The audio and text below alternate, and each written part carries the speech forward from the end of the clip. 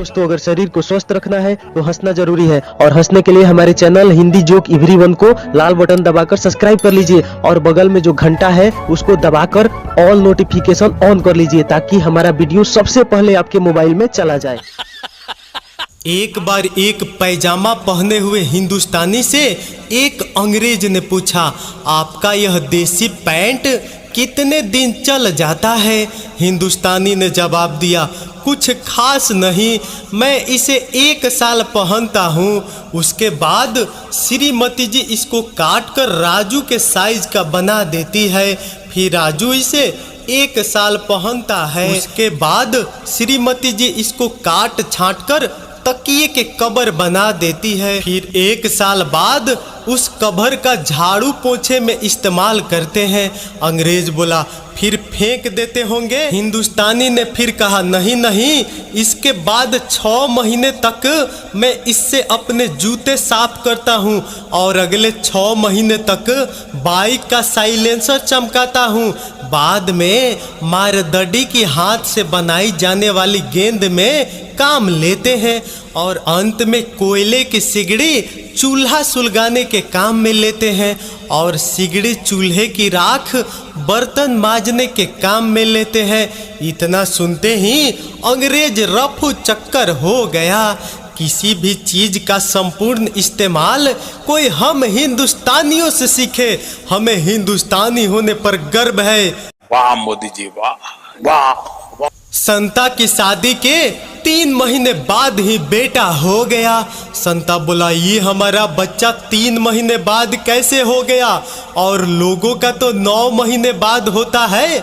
बीबी बोली, आप भी ना, ये बताओ आपकी शादी को कितना टाइम हुआ? संता बोला, 3 महीने। बीबी फिर बोली, और मेरी शादी को? संता बोला, 3 महीने। बीबी बोली, और हमारा बच्चा कितने टाइम बाद हुआ? संता बोला, 3 महीने बाद। बीबी बोली, कुल कितने महीने हो गए? संता खुशी से बोला, ओ सिट यार, समय का पता ही नहीं चला, सॉरी जान, मैंने तुम पर शक किया।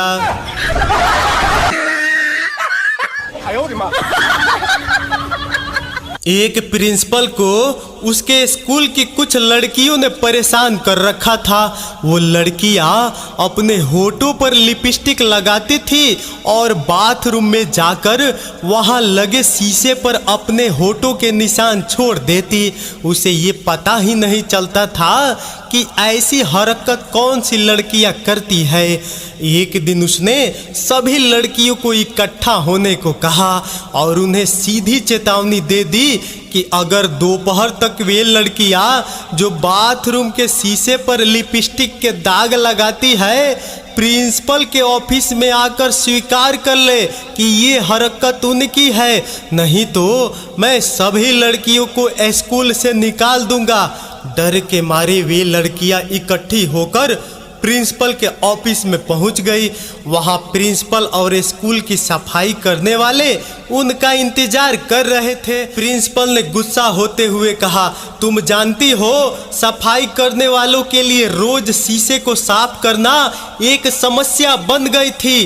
तुमको तो पता भी नहीं कि इन लोगों को ये वैक्सी लिपस्टिक मिटाने के लिए कितनी मेहनत करनी पड़ती है। आओ तुम्हें बाथरूम में चलकर दिखाते हैं, चलो।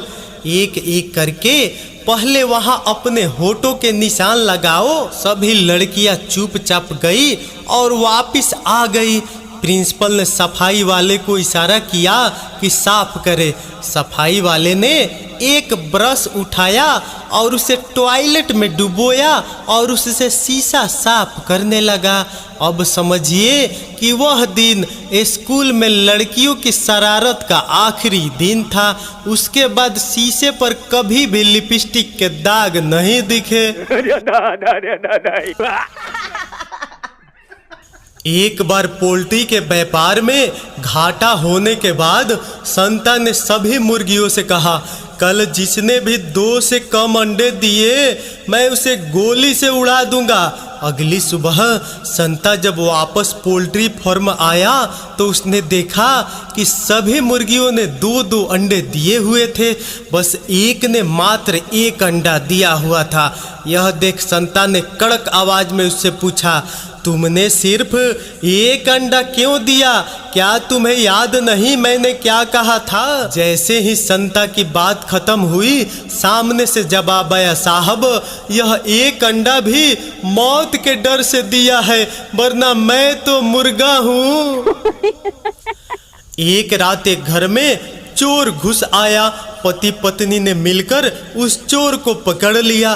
पत्नी जो बहुत ही भारी भरकम थी, 108 किलोग्राम, चोर को नीचे पटककर उसके ऊपर बैठ गई और पति से बोली, आप जाइए और पुलिस को बुला लाइए, तब तक मैं इसे उठने नहीं दूंगी। यह सुनकर पति यहाँ वहाँ देखने लगा। पत्नी खींच कर बोली, इधर उधर क्या देख रहे हो, जाते क्यों नहीं?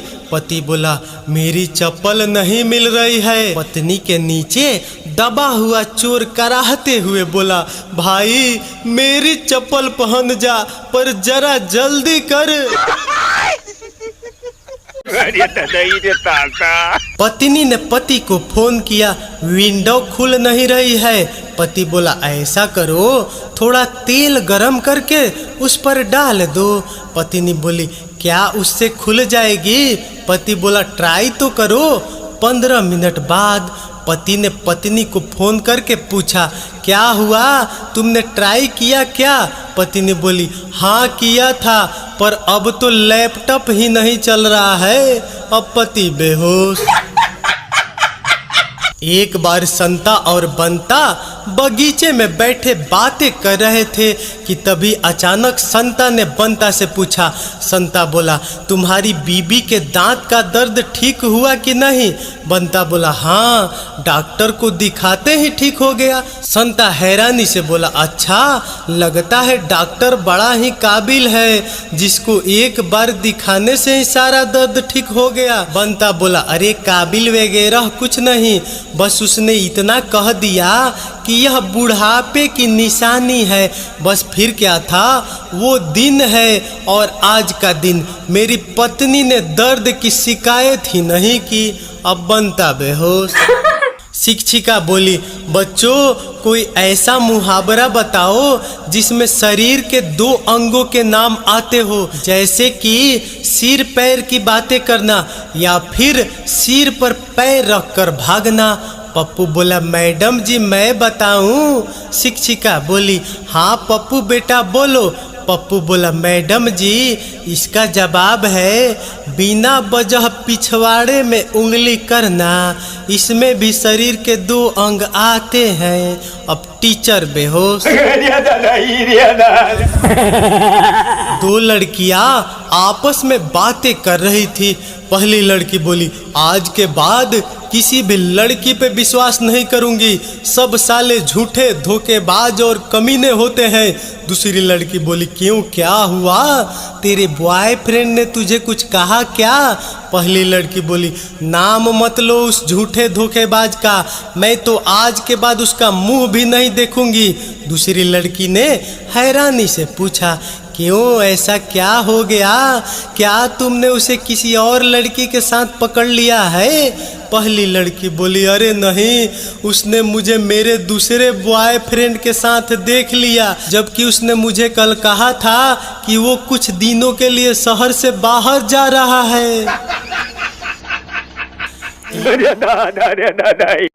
सोलंकी की शादी हुई। सुहाग रात पर घूंघट हटाकर बोला, मुत कराओ। लड़की सुसु कर आ गई, फिर बोला मुत कराओ। लड़की तंग आकर फिर गई, तब तक सोलंकी सो गया। ऐसा 2-3 दिन हुआ, तब लड़की की सहेलियों ने बताया, यह घोंचू तोतला है और तुमसे कहता है मुस्कुराओ। अब रात में जब वो फिर से कहता है जान मुत कराओ, लड़की को हंसी आ जाती है। सोलंकी बोलता है, अले जाने मन, हमने तो मुत कलाने के लिए बोला, तुम तो हग दी। अब लड़की बेहोश। गणित की क्लास में मैडम ने बच्चों से पूछा, एक पेड़ पर 10 कबूतर बैठे हो और तुम उनमें से एक को गोली मार दो, पेड़ पर कितने कबूतर बचेंगे? पप्पू ने हाथ उठाकर जवाब दिया, मैडम एक गोली लगने से मर जाएगा और बाकी धमाका सुनकर उड़ जाएंगे, इसलिए पेड़ पर एक भी कबूतर नहीं बचेगा। मैडम ने कहा, बेटा पप्पू, चूंकि यह गणित की क्लास है इसलिए तुम्हारा जवाब गलत है। इस सवाल का जवाब 9 ही होगा, लेकिन तुम्हारा सोचने का तरीका मुझे पसंद आया। पप्पू को बेइज्जती महसूस हुई। वह फिर बोला, मैडम क्या हम आपसे एक सवाल पूछ सकते हैं? मैडम ने कहा, जरूर। पप्पू ने सवाल किया, एक पार्क में एक बेंच पर बैठी हुई 3 महिलाएं सॉफ्टी कोने वाली आइसक्रीम खा रही है। एक कोने को जीभ से चाट रही है, दूसरी उसको दांतों से कुतर रही है और तीसरी उसको मुंह में लेकर चूस रही है। अब आप बताइए उन तीनों महिलाओं में शादीशुदा कौन है? सवाल सुनकर मैडम झेप गई, शर्म से लाल हो गई, लेकिन सारी क्लास के सामने बेवकूफ साबित होने से बचने के लिए काफी देर सोचने के बाद बोली, जो कोने को मुंह में लेकर चूस रही है वही शादीशुदा है। पप्पू मुस्कुराया और तपाक से बोला, नहीं मैडम, शादीशुदा वह है जिसकी मांग में सिंदूर है। लेकिन आपका सोचने का तरीका मुझे पसंद आया। अब मैडम बेहोश।